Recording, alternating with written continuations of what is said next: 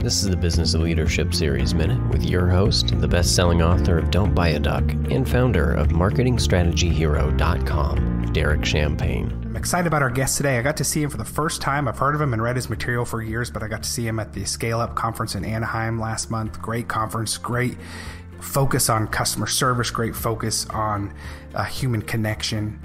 We've got John Dijulius with us today. He's the author on how to provide a world-class customer experience.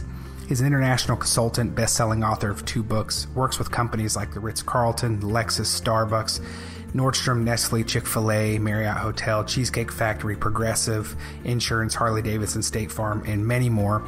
John doesn't just talk about it, he lives it.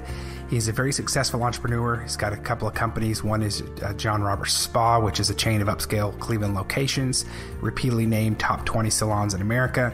And he's got the Dijulius Group. It's a consulting firm focused on changing the world by creating a customer service revolution. And I'm excited about his newer book, The Relationship Economy, Building Stronger Customer Connections in the Digital Age. John, thanks for being with us today. Thank you, Derek. Pleasure to be here. Any other suggestions there? What do you do? Is there any other tips on? I guess obviously let them finish and be heard, correct? Yeah. So there's a whole chapter in my book on how to be a great listener, and yes. I think we all think better than we are. But when I was doing the research for this book, it was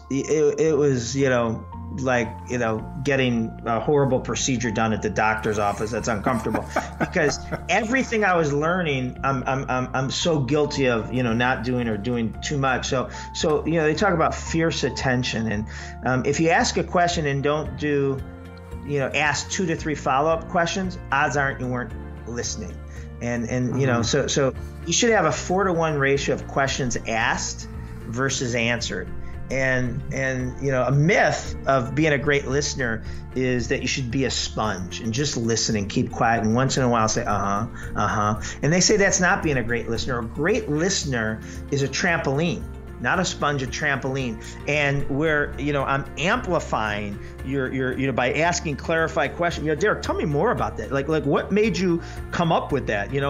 How did you decide on that path, that idea, that philosophy? And so I'm heightening your energy, and so there's a lot of conversation nevers and always, right? Never ask a question because you're dying to answer it. Hey Derek, how was your weekend? Oh, good. Let me tell you about mine. Right.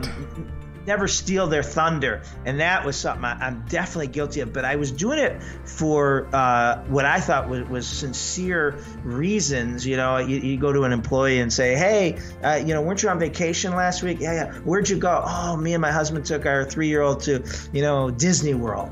And so you think, all right, I want to show that we have something in common. So you say something like, oh, we've been to Disney World 12 times, or we own, property at Disney.